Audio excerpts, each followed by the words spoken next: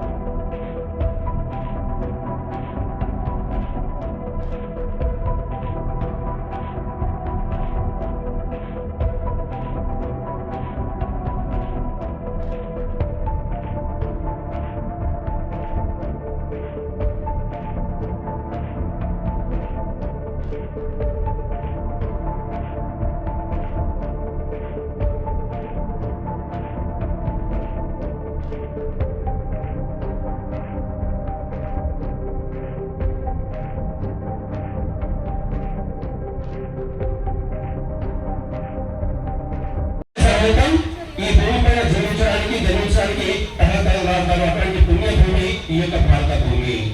ఇది దైవ నిర్మితం. ఈ భారతదేశం అంటే దేవుడు తన కోసం తానే నిర్మించుకున్నాడా అన్నటువంటి భూమి ఉందో అది భరత భూమి. మనం అదే ఉంటాం.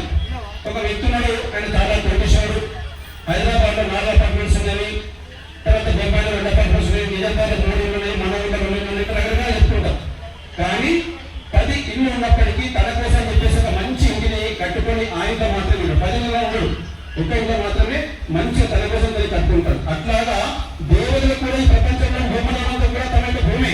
కానీ తాము నివసించడానికి అనువైన భూమి దేశం భూమి ఇక్కడ ఉందంటే అది భరత భూమి అని నివసించారు. కాబట్టి వారి యొక్క దేశం పైన ఈ భరత భూమిలో వారు జన్మించారు.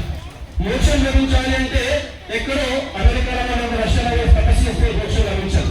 మోక్షం లభించాలంటే తపస్సు చేయాలంటే ప్రపంచంలో ఎక్కడున్నప్పటికీ వ్యక్తి భారతదేశం రావాల్సిందే, మన యొక్క హిమాలయం వెళ్ళాల్సిందే. అక్కడ తపస్సు చేస్తే మాత్రమే మోక్షం వస్తుంది. కాబట్టి ఇంత భూమి మోక్ష భూమి అని చెప్పేసి మనం అంటుంటాం.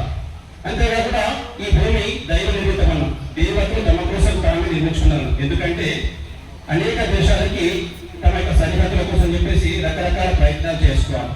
చైనా ఓడగట్టుకున్నారు. కానీ మనదేంటంటే దైవ